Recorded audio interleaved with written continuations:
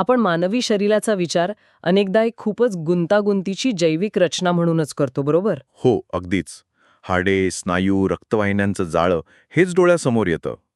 पण जर आपण थोड्या वेगळ्या आणि तांत्रिक अँगलनी पाहिलं, तर हे शरीर एका सतत काम करणारी स्मार्ट मशीनसारखं नाही वाटत. म्हणजे दिवसाला 1,00,000 वेळा धडकणारं हृदय असो किंवा फुफ्फुसांमध्ये सतत होणारी हवेची ये-जा, हा सगळा एक प्रकारचा डेटाच आहे ना? नक्कीच. आणि हा असा महाकाय डेटा आहे जो प्रत्येक सेकंदाला आपल्या आत निर्माण होत असतो. पण कसं आहे, शतकानुशतके या डेटाची सर्वात मोठी अडचण हीच होती की तो शरीरातच बंदिस्त होता. म्हणजे तो बाहेरून समजत नव्हता. अगदी बरोबर. तो डेटा वाचायचा असेल तर रुग्णाला क्लिनिकमध्ये जावे लागायचे. डॉक्टरांना तो स्टेथोस्कोप किंवा इतर बाह्य उपकरणे लावून मॅन्युअली चेक करावं लागायचं. ती डेटा गोळा करण्याची पद्धत पूर्णपणे तात्पुरती होती. हो. पण आता आपण अशा एका तालखंडात प्रवेश करत आहोत जिथे हा सर्व जैविक डेटा आपण रिअल टाईममध्ये म्हणजे क्षणाचाही विलंब न जावता वाचू शकतो, समजू शकतो. आणि म्हणूनच आजच्या या सखोल चर्चेत आपण हेल्थकेअर IoT म्हणजे हेल्थकेअर इंटरनेट ऑफ थिंग्स आणि त्यातील अदृश्य नायक असणाऱ्या सेन्सर्सच्या जगाच्या अगदी मुळाशी जाणार आहोत. हा खूपच रंजक विषय आहे. हो ना. आज आपण या विषयावरील काही अत्याधुनिक जर्नल्स, IoT उपकरणांच्या विकासावरील संशोधन अहवाल आणि क्लिनिकल ट्रायल्समधील डेटाचं विश्लेषण करणारी कागदपत्रे चालली आहेत. त्या आधारे आपण हे समजून घेणार आहोत की मानवी शरीर आणि डिजिटल जग यांच्यातला हा अदृश्य पूल नक्की कसा बांधला जातोय. चला तर मग याच्या मुळाशी जाऊया. सुरुवातीलाच मला तुम्हाला हे विचारायचंय की जेव्हा आपण सेन्सर हा शब्द वापरतो तेव्हा वैद्यकीय संदर्भात त्याचं नक्की काम काय असतं? बरं. या प्रक्रियेला आपण एका अनुवादाची किंवा ट्रान्सलेशनची प्रक्रिया म्हणू शकतो.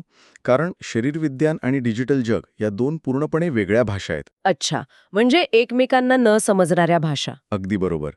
मानवी शरीरात घडणाऱ्या क्रिया जसे की रक्ताचा दाब, नाडीचे ठोके किंवा तापमान या सर्व भौतिक किंवा रासायनिक क्रिया आहेत.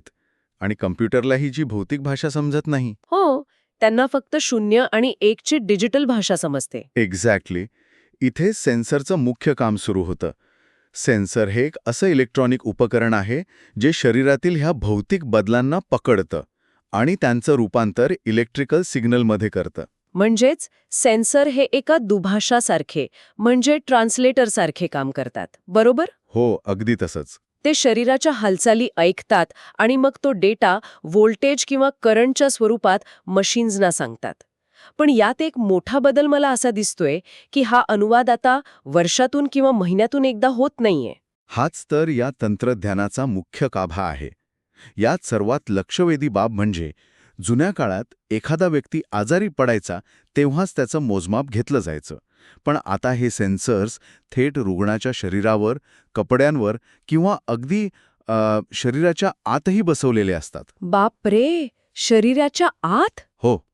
त्यामुळे हा डेटा सेकंदाच्या प्रत्येक 1000व्या हिश्श्याला डिजिटल जगात पाठवला जातो. या सततच्या प्रवाहामुळे आपण रिॲक्टिव्ह केअरकडून प्रोॲक्टिव्ह केअरकडे वळत आहोत. हा, प्रोॲक्टिव्ह केअरचा मुद्दा आपण वाचलेल्या संशोधन अहवालांमध्ये खूप ठळकपणे मांडला होता. आजार झाल्यानंतर उपचारासाठी धावपळ करण्याऐवजी आजार होण्याची चाहूल लागण्याआधीच त्याला रोखणे. अगदी बरोबर. आणि या माहितीचे 5 मुख्य उद्देश स्रोतांमध्ये दिले आहेत. रिअल टाईम मॉनिटरिंग, आजाराचे लवकर निदान, remote health care, emergency alerts आणि डेटा साठवण. जिथे मशीन प्रत्येक ठोक्यावर लक्ष ठेवून असते आणि काही बिघाड झाल्यास इमर्जन्सी अलर्ट देते, तर यामुळे डॉक्टर या मशीन्सवर पूर्णपणे अवलंबून राहून आळशी तर होणार नाहीत ना? मानवी कौशल्याची जागा हे तंत्रज्ञान घेते का? हा एक खूप स्वाभाविक प्रश्न आहे. पण हे तंत्रज्ञान डॉक्टरांना पर्याय म्हणून नाहीये. ते त्यांची क्षमता हजारो पटींनी वाढवण्यासाठी आहे. मानवी डोळे कितीही तीक्ष्ण असले तरी ते 24 तास एकाच रुग्णाच्या सूक्ष्म बदलांवर लक्ष ठेवू शकत नाहीत. तेही आहेच. समजा रात्री 2 वाजता एखाद्या रुग्णाच्या हृदयाच्या ठोक्यांमध्ये अत्यंत किरकोळ अनियमितता आली, ती कदाचित 2 तासानंतर येणाऱ्या मोठ्या हृदयविकाराच्या झटक्याची पूर्वसूचना असू शकते. अरे वा. सेन्सर ही अनियमितता त्वरित ओळखतो आणि डॉक्टरांना अलर्ट करतो. यामुळे डॉक्टर आळशी होत नाहीत, तर त्यांना योग्य वेळी निर्णय घेण्यासाठी एक अचूक हत्यार मिळतं. म्हणजे हे एका एअर ट्रॅफिक कंट्रोल सिस्टम सारखं आहे. कसं काय? आकाशात शेकडो विमाने उडत असतात आणि कंट्रोल रूममधला अधिकारी प्रत्येक विमानावर वैयक्तिकरित्या लक्ष ठेवू शकत नाही.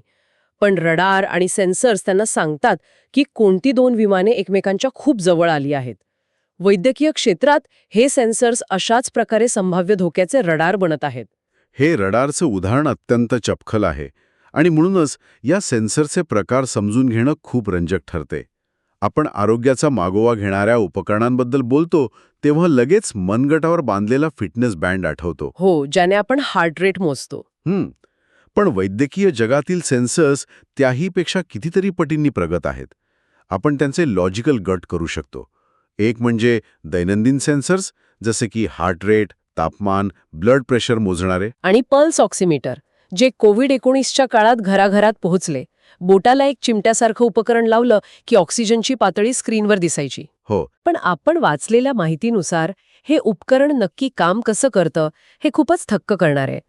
म्हणजे ते रक्ताचा एक थेंबही न काढता आतल्या ऑक्सिजनचं प्रमाण कसं मोजते. त्यामागे एक सुंदर वैज्ञानिक तत्व आहे. त्यात प्रकाशाचा वापर केला जातो. त्यात दोन छोटे LED असतात. एक लाल प्रकाश फेकतो आणि दुसरा इन्फ्रारेड प्रकाश फेकतो. अच्छा. हे दोन्ही प्रकाश बोटाच्या एका बाजूने आत सोडले जातात आणि दुसऱ्या बाजूला असलेला सेन्सर तो प्रकाश किती शोषला गेला हे मोजतो. म्हणजे रक्तातील हिमोग्लोबिनचा आणि ह्या प्रकाशाचा काही संबंध असतो. अगदी बरोबर. ऑक्सिजनयुक्त रक्त हे इन्फ्रारेड प्रकाशाला जास्त शोषून घेतं, तर ऑक्सिजन नसलेले रक्त लाल प्रकाशाला जास्त शोषून घेतं. सेन्सर केवळ या शोषलेल्या प्रकाशाचं गणित मांडतो आणि आपल्याला ऑक्सिजनची पातळी सांगतो. बापरे, हे खरोखरच अफाट आहे. रक्ताचं रासायनिक विश्लेषण करण्याऐवजी आपण प्रकाशाच्या शोषणाचा अभ्यास करत आहोत. असाच एक क्रांतिकारी बदल विशिष्ट आजारांच्या गटात दिसतो, खास करून मधुमेह असलेल्या लोकांसाठी. हो, कंटिन्युअस ग्लुकोज मॉनिटर्स किंवा CGM. बरोबर. पूर्वी साखरेची पातळी मोजण्यासाठी रुग्णांना दिवसातून अनेकदा बोटाला सुई टोचून रक्त काढावं लागायचं. पण आपण वाचलेल्या वैद्यकीय अहवालांनुसार हे नवीन ग्लुकोज सेन्सर्स रक्ताचा थेट संबंध येऊच देत नाहीत. हे कसं शक्य आहे? तिथेच तर या बायोसेन्सर्सची खरी प्रगती दिसते. हे सेन्सर्स रक्तवाहिनीपर्यंत पोहोचतच नाहीत. ते त्वचेखालील पेशींच्या दरम्यान असलेल्या द्रवाचा, ज्याला इंटरस्टिशियल फ्लुइड म्हणतात, त्याचा अभ्यास करतात. या सेन्सरला एक अत्यंत सूक्ष्म सुई असते, केसापेक्षाही बारीक. ती फक्त त्वचेच्या अगदी वरच्या थराखाली जाते. या सुईवर ग्लुकोज ऑक्सिडेज नावाचं एक खास एन्झाईम लावलेलं असतं. ओके. मग साखरेचा संपर्क आल्यावर काय होतं? जेव्हा पेशींमधील साखरेचा या एन्झाईमशी संपर्क येतो तेव्हा तिथे रासायनिक प्रक्रिया होते आणि त्यातून एक अत्यंत सूक्ष्म इलेक्ट्रिक करंट तयार होतो. सेन्सर हा करंट मोजतो आणि स्क्रीनवर पातळी दाखवतो. म्हणजे सुई टोचून रक्त काढण्याऐवजी करंट मोजला जातो. खूपच प्रगत तंत्रज्ञान आहे हे. आणि मग काही अत्यंत गुंतागुंतीचे सेन्सर्स पण असतात ना? हो, जसे की EEG आणि ECG. EEG सेन्सर्स मेंदूमधील न्यूरॉन्सच्या संवादातून निर्माण होणाऱ्या सूक्ष्म विद्युत लहरी टिपतात, ज्याचा वापर झोपेचे आजार ओळखण्यासाठी होतो. पण या यादीतल्या ज्या सेन्सरने मला सर्वात जास्त आश्चर्यचकित केलं तो म्हणजे सुरक्षेसाठी वापरला जाणारा मोशन सेन्सर किंवा ॲक्सेलरोमीटर. इथेच हा विषय खऱ्या अर्थाने रंजक ठरतो. कारण माझ्या मोबाईलची स्क्रीन आडवी केल्यावर ती फिरवण्यासाठी जो सेन्सर वापरला जातो तोच ॲक्सेलरोमीटर एखाद्या वृद्ध व्यक्तीचा जीव वाचू शकतो. फोनमधला एखादा चिप एवढा मोठा निर्णय कसा घेऊ शकतो? बघा ना, हे समजण्यासाठी आपल्याला त्याच्या मायक्रोस्कोपिक जगात जावं लागेल. या सेन्सरमध्ये अतिशय सूक्ष्म असे सिलिकॉनचे स्प्रिंग्ज आणि वजने असतात. जेव्हा आपण स्थिर असतो तेव्हा या स्प्रिंग्जवर केवळ गुरुत्वाकर्षणाचा भार असतो. पण जेव्हा व्यक्ती चालते किंवा अचानक खाली पडते तेव्हा जी फोर्समुळे या स्प्रिंग्ज हलतात. या हालचालीमुळे आतील कॅपॅसिटन्स एका सेकंदाच्या काही हजाराव्या भागात बदलतो. आणि हा अचानक झालेला बदल सिस्टमला सांगतो की व्यक्ती सहज खाली बसली नाहीये, तर ती पडलीये. अगदी बरोबर. अल्गोरिदम सामान्य हालचाल आणि पडणे यातील फरकाचं अचूक गणित मांडतो आणि तातडीने नातेवाईकांना अलर्ट पाठवतो. दैनंदिन जीवनातील साध्या तंत्रज्ञानाचा हा असाधारण वापर आहे. खरंच. पण आता मला एक सांगा, आपण पाहिलं की सेन्सर्स वेगवेगळ्या पद्धतीने माहिती गोळा करतात. पण समजा एखाद्या ॲक्सेलरोमीटरने पडल्याचं नोंदवलं किंवा ग्लुकोज सेन्सरने साखरेची पातळी वाढल्याचं ओळखलं, तर त्यानंतर नक्की काय घडतं? हा अदृश्य प्रवास कसा असतो? हो, हा प्रणालीचा अदृश्य प्रवास समजून घेण्यासाठी आपण एका रिले रेसचं उदाहरण घेऊ शकतो. या प्रणालीचे 4 टप्पे असतात. पहिला टप्पा म्हणजे डेटा गोळा करणे, जिथे सेन्सर पहिला धावपटू म्हणून काम करतो. तो शरीरातील माहिती गोळा करून हातातील बॅटन दुसऱ्या धावपटूकडे देतो. आणि हा दुसरा धावपटू म्हणजे IoT डिव्हाइस किंवा तुमचा स्मार्टफोन. तो हा डेटा घेतो आणि इंटरनेटद्वारे तिसऱ्या टप्प्याकडे ढकलतो, जो म्हणजे क्लाउड.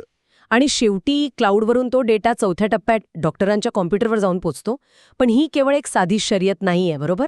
हा दुसरा धावपटू केवळ डेटा पुढे ढकलण्याचं काम करत नाही, तो त्यातले महत्वाचे काय हेही ठरवतो ना. तुम्ही अतिशय महत्त्वाच्या मुद्द्यावर बोट ठेवलात. याला एज कम्प्युटिंग म्हणतात. जर सेन्सरने सगळाच डेटा क्लाउडवर पाठवला तर इंटरनेट सिस्टम कोलमडून पडेल. त्यामुळे हे डिव्हाइस स्वतःच ठरवतं की कोणता डेटा सामान्य आहे आणि कोणता धोक्याचा. अच्छा, म्हणजे फिल्टर करतं? हो.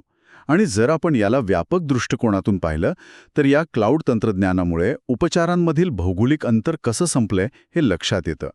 रुग्ण आणि डॉक्टर वेगवेगळ्या खंडात असू शकतात, तरीही मॉनिटरिंग रिअल टाईममध्ये होतं. ही सवय ऐकायला खूपच परिपूर्ण वाटतंय.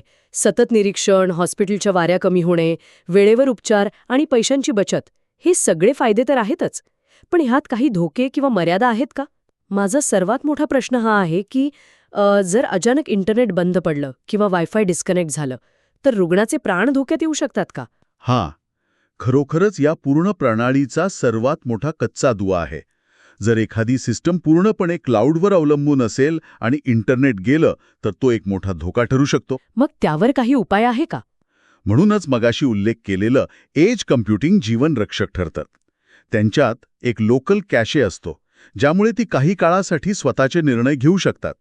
पण तरीही इंटरनेटवरील अवलंबित्व आणि उपकरणांची जास्त किंमत ह्या मर्यादा आहेतच. आणि ह्यातून एक महत्त्वाचा प्रश्न उभा राहतो. डेटा सिक्युरिटीचा. हो, डेटा सिक्युरिटी आणि प्रायव्हसी. आपण बँक खात्याचे पासवर्ड चोरीला जाण्याचा विचार करतो, पण ते बदलता येतात. मात्र एखाद्याचा जैविक डेटा हॅक झाला तर? बापरे, म्हणजे हृदयाचे ठोके किंवा ग्लुकोज लेवलचा डेटा? हो. समजा एखादा हॅकरने रुग्णाच्या IoT पेसमेकरमध्ये घुसखोरी केली आणि खंडणी मागितली, तर तो थेट खुनाचा प्रयत्न असेल. त्यामुळे सायबर सुरक्षा ही अत्यंत महत्त्वाची आहे. हे ऐकून थोडी अंगावर काटा आणणारी जाणीव होतीये. जर आपण ह्या चर्चेचा थोडक्यात आढावा घेतला तर एक गोष्ट स्पष्ट होते की सेन्सर्समुळे आरोग्यसेवा स्मार्ट, जलद आणि अचूक झाली आहे. आपण भविष्यातील स्मार्ट हेल्थकेअरच्या दिशेने वेगाने जात आहोत, जिथे घरबसल्या उपचार शक्य होतील. नक्कीच. पण हे सर्व फायदे असले तरी जाता जाता एक अत्यंत वेगळा आणि विचार करायला लावणारा मुद्दा मला समोर दिसतोय. जर भविष्यात आपले शरीर सतत आपल्या खासगी हेल्थ डेटा क्लाउडवर पाठवत असेल तर या डेटाचा वापर कोण करेल? जर आरोग्य विमा कंपन्यांना किंवा हेल्थ इन्शुरन्स कंपन्यांना त्या मिनिटाच्या डेटाचा ॲक्सेस मिळाला तर उद्या असं होऊ शकेल का की तुम्ही आठवडाभर व्यायाम केला नाही म्हणून त्यांनी तुमचे हप्ते किंवा प्रीमियम वाढवून टाकला? सतत सुरक्षितेची हमी देणारा आपल्याच शरीराचा हा अत्यंत खासगी डेटा उद्या आपल्याच विरुद्ध वापरला तर जाणार नाही ना.